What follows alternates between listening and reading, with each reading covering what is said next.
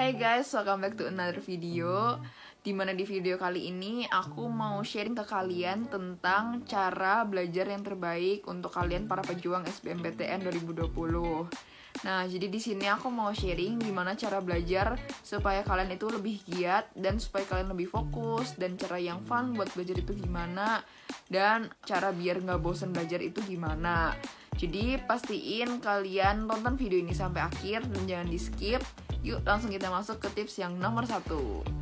Nah, tips yang nomor 1 adalah ingat tujuan kalian ikut SBMPTN itu apa.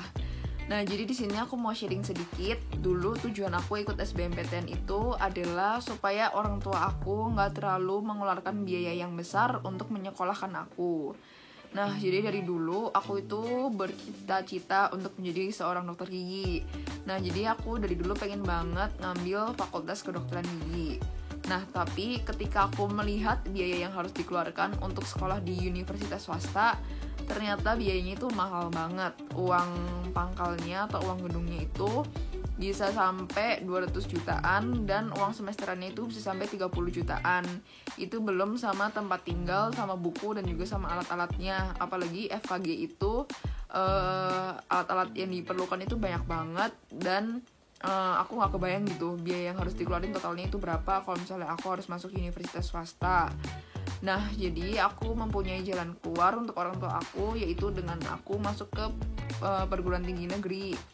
Nah, dengan masuk ke perguruan tinggi negeri, biaya yang dikeluarkan itu nggak terlalu mahal. Dan puji Tuhan, setelah aku masuk ke FKG Unpad, ternyata biaya yang harus keluarkan itu adalah satu semester aku bayar sekitar 13 juta dan tidak ada uang gedung. Jadi itu benar-benar kemurahan Tuhan banget. Aku bisa masuk ke FKG Unpad sehingga aku bisa meringankan biaya yang harus dikeluarkan oleh orang tua aku untuk menyekolahkan aku. Nah, aku sendiri mau memotivasi kalian supaya kalian itu ingat dengan tujuan kalian ikut SBMPTN itu apa. Dengan mengingat tujuan kalian itu bakal lebih giat dalam belajar.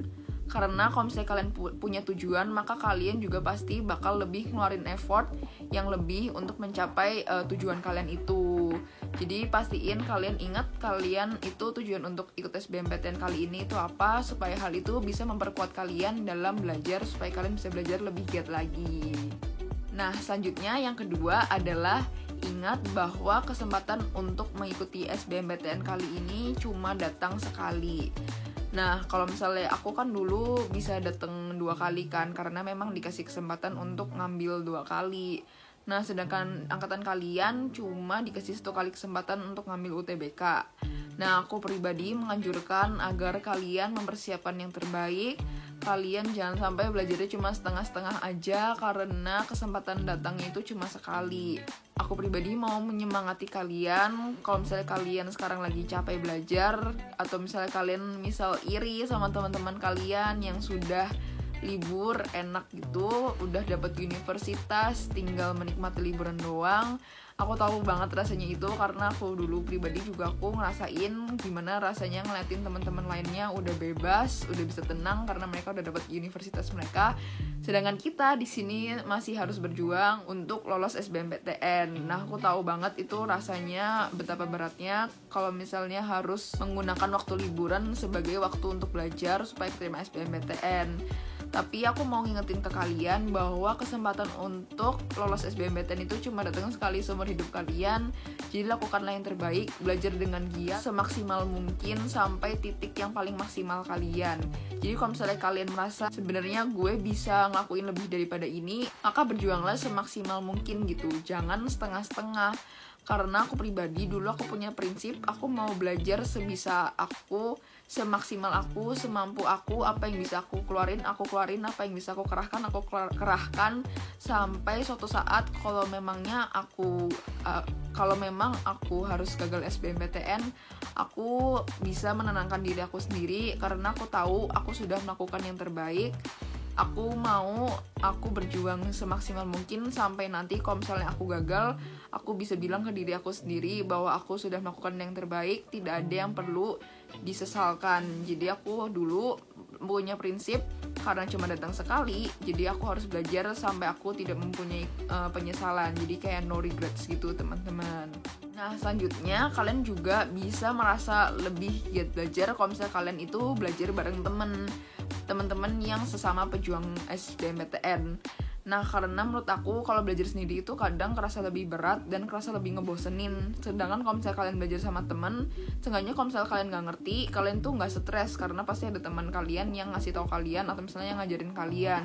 Dan kalau misalnya kalian belajar sama teman-teman, kalian juga bakal lebih fun dan bakal lebih bercandaan gitu loh. Jadi kayak maksudnya bukan bercandaan terus jadinya nggak serius belajarnya, tapi kalian tuh kayak ada diselipin ngobrol-ngobrol. Nah ngobrol-ngobrolnya itu tuh bisa buat refreshing, jadi kalian nggak belajar terus-terusan sehingga otak kalian panas gitu. Jadi kalau misalnya belajar sama temen itu kayak bawaannya belajarnya itu lebih fun gitu. Tapi kalau misalnya kalian memang tipe-tipe belajar yang lebih suka sendirian, maka aku anjurin lakukan apa yang memang terbaik buat kalian. Nah kalau misalnya kalian mau belajar sama teman tapi karena lagi pandemik kayak gini, maka aku anjurin belajar aja di rumah teman kalian atau teman kalian yang datang ke rumah kalian. Dengan begitu bakal lebih aman buat belajar bareng. Jadi kalian gak harus ke tempat umum, karena ke tempat umum masih rawan banget. Jadi kalau bisa kalian belajar di rumah teman aja atau enggak di rumah kalian sendiri gitu.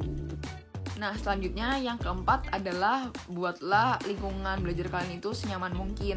Jadi kalau bisa kalian itu rapihin meja belajar kalian supaya kalian itu kalau misalnya belajar itu bakal lebih semangat lagi. Karena kalau misalnya meja kalian berantakan, maka dipastikan kalian bakal lebih malas buat belajar. Karena ngeliat meja belajarnya aja udah berantakan, pasti kalian itu keinginan untuk belajar itu bakal lebih padam gitu. Tapi kalau misalnya kalian ngeliat meja belajar kalian bersih, terus rapi, kayak kalian pasti keinginan untuk belajarnya itu lebih meningkat. Nah aku pribadi juga menganjurkan kalian buatlah tempat belajar kalian itu senyaman mungkin gitu yang kalian bisa. Kalau misalnya memang kalian merasa kalau aku nih bakal giat belajar kalau misalnya aku beli bolpen yang enakan gitu. Nah jadi ya udah belilah bolpen yang enakan itu. Kalian mau bolpen yang mana yang menurut kalian paling cocok sama kalian supaya kalian tuh nulisnya enak, supaya kalian itu nulisnya nyaman. Belilah bolpen itu gitu. Jadi lakukanlah apa yang menurut kalian membuat kalian nyaman dalam belajar.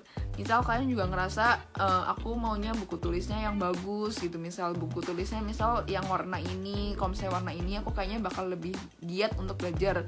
Ya maka belilah buku tulis yang memang kalian inginkan gitu, supaya kalian bisa lebih giat lagi dalam belajar. Jadi apapun yang kalian merasa itu membuat kalian nyaman buat belajar, maka lakukanlah gitu.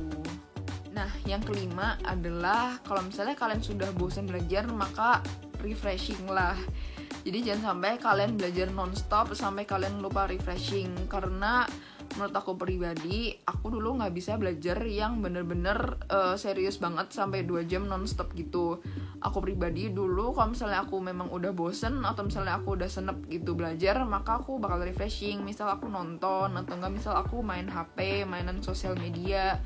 Nah karena dengan refreshing itu nanti kalian pikirannya bakal ke-refresh lagi dan kalian bakal lebih pengen lagi buat belajar. Kayak setelah ke-refresh tuh kalian bakal lebih kalian bakal ngerasain kangennya belajar lagi gitu.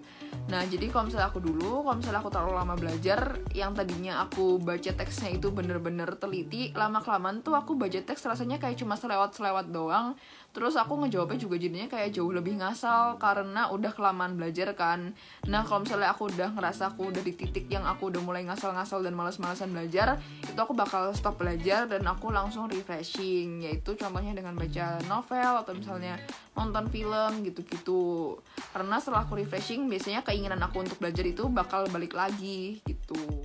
Nah selanjutnya yang keenam, supaya kalian lebih fokus belajar, aku sendiri sih menganjurkan kalian untuk kalian sendirian aja di kamar. Jadi jangan sampai kalian di kamar itu misal ada adik lah atau ada cici atau ada koko. Nah kalau kayak gitu biasanya pasti lebih cenderung ke ngobrol.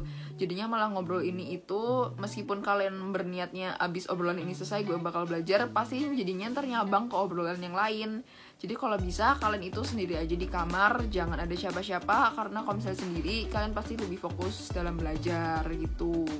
Nah, selanjutnya yang terakhir adalah kalau bisa setelah kalian belajar atau misalnya kalian ketemu soal-soal baru misal di internet atau misalnya di buku atau misalnya di YouTube, kalian itu tulis atau screenshot lah soal itu. Nah, kenapa sih harus ditulis atau di screenshot?